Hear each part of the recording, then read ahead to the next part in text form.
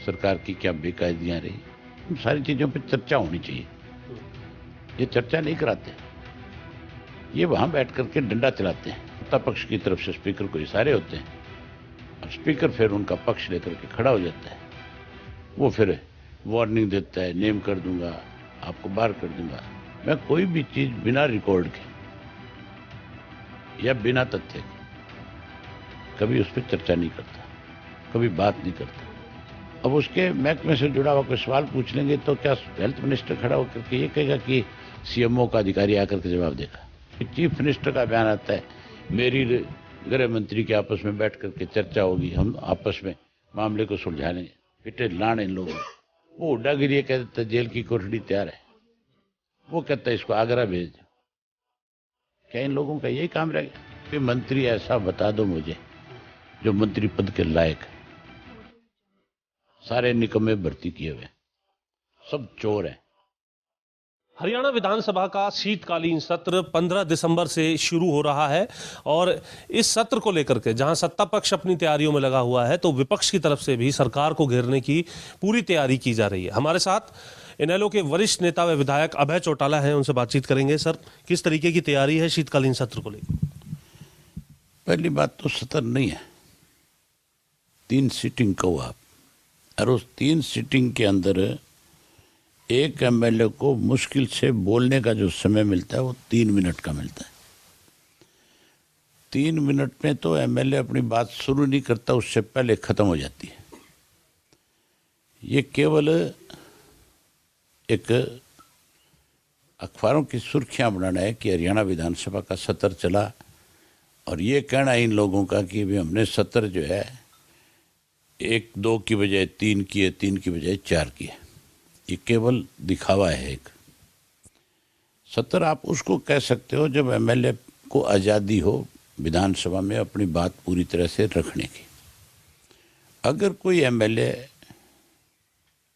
Out of the way जाके बात करे तो आप उसको रोक सकते हो, लेकिन उसका समय निर्धारित करके उसको रोकना जो है वो प्रजातंत्र के साथ एक मजाक है।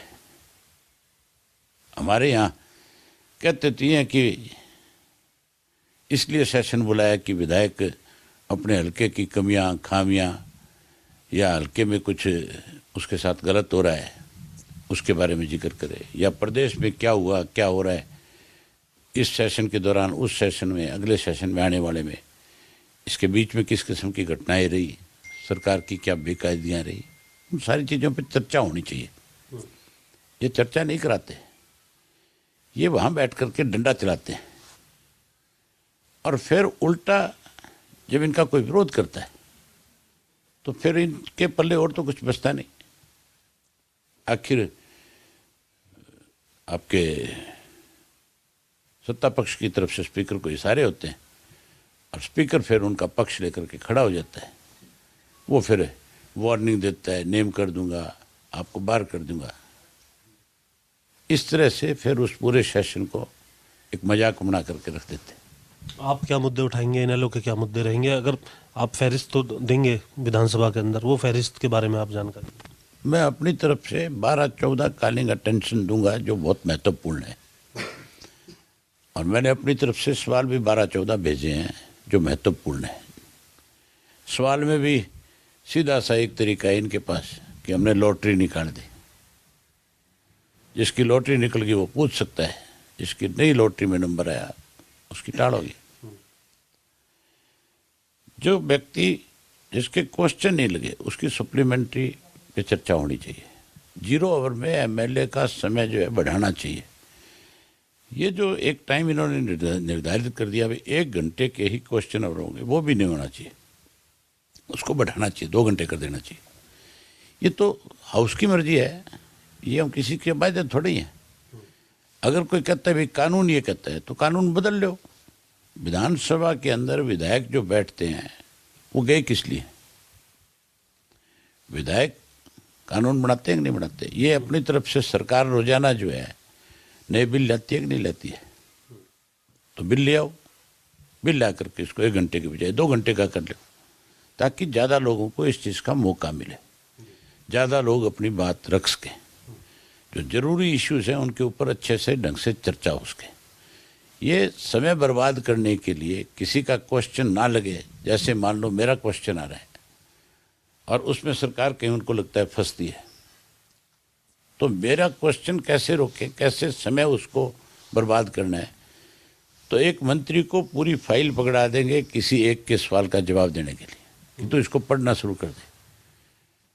एमएलए को तो 3 मिनट पे पाबंदी, मंत्री उस फाइल को पढ़ता है 1 घंटा लगा देता है। ये मजाक है कि नहीं है? आपके मुद्दे क्या रहेंगे सर? अगर हम बात करें कानून व्यवस्था को लेकर के, आमतौर पर आप बोलते रहते हैं, आपके बयान भी आते हैं प्रदेश के अंदर। अभी आपने प्रेस कॉन्फ्रेंस भी की थी, जहरीली शराब का भी। इन तमाम मुद्दों को किस तरीके से लेकर के जाएंगे आप? मैंने हर विधानसभा के सत्र के अंदर आम जनता के मुद्दे उठाए। प्रदेश में एक सेशन और दूसरे सेशन के बीच में सरकार की क्या कमियां, खामियां, बेकायदगियां, कोई गलत फैसले, उनके बारे में कॉलिंग देता हूं। मैं कोई भी चीज बिना रिकॉर्ड के या बिना तथ्य के कभी उस पर चर्चा नहीं करता, कभी बात नहीं करता। मैं औरों की तरह मजाक नहीं बनता, इसीलिए सरकार मेरे से भागती है।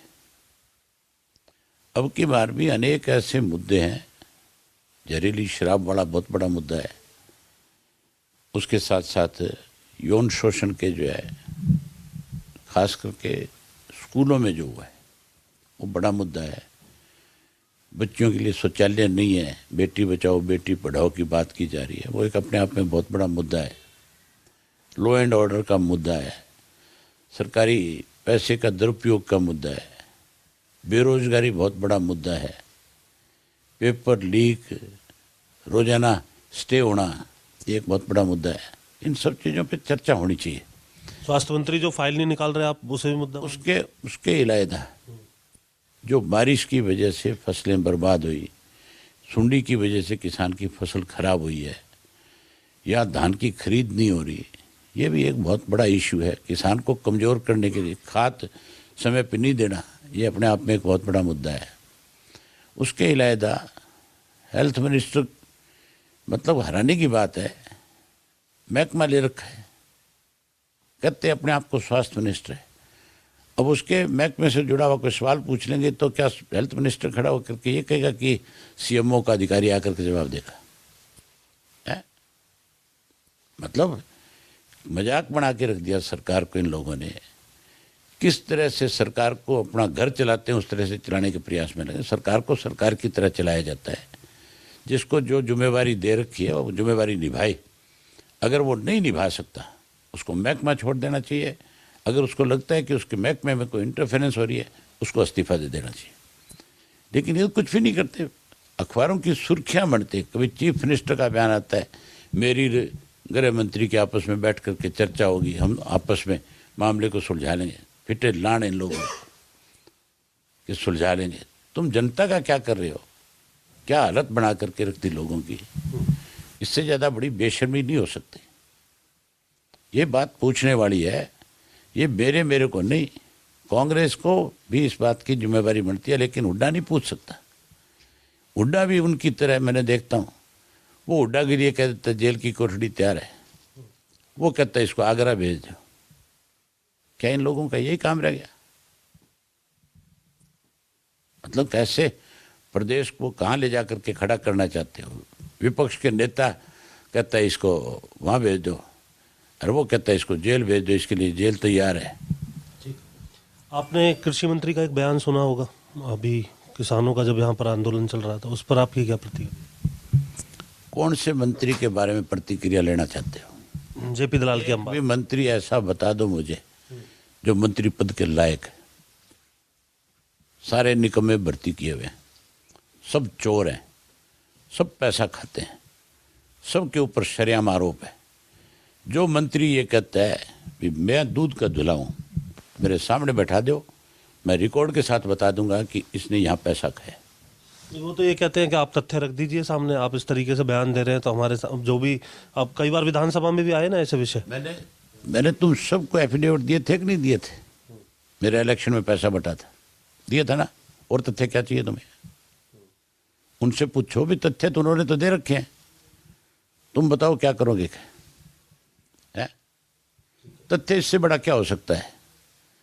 आपकी एसआईटी गठित की गई, एसईटी, शराब माफिया के ऊपर, शराब घोटाले के ऊपर, उसकी रिपोर्ट नहीं आई। उसके बाद विजिलेंस की रिपोर्ट नहीं आई। उसके बाद चीफ सेक्रेटरी की रिपोर्ट नहीं आई। हमने कोई जानकारी दी थी तभी इन्होंने इंक्वायरी कराई, रिपोर्ट क्यों नहीं ला रहे। इसका मतलब फंसते हैं।